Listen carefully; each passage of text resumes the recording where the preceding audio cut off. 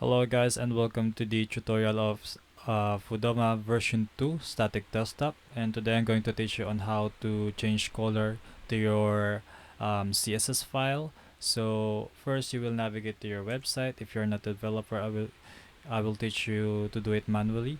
First you want to change the color of this thing. All you need to do is to do inspect element and look for the class, for example this thing, uh, main menu.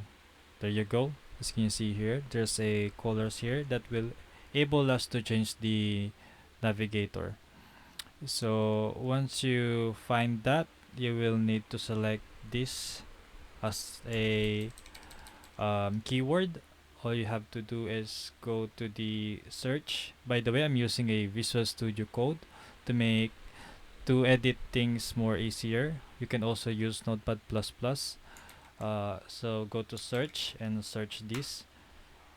As can you see, it will show every gradient. That means everything here is selected. All you have to do is to replace that. So you can use this to pick colors. Just select this, and for example we will turn it to green. So done. So all you need to do is copy this and paste it here and click replace all and click yes, save, and once we refresh this it will reflect. As you can see, there's a green already here. There you go. Oh, the next thing we need to do is to change the secondary color, which is it is still orange. So that means we need to go back and select this main menu area affix. Scroll down again and select this code of number for the RGBA color and place it here.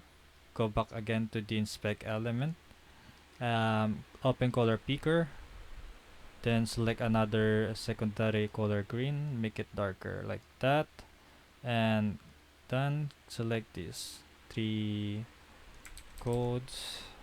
Oh, there we go, and paste it here at replace. Select replace all again, replace all, hit Ctrl S for save, and then refresh your browser.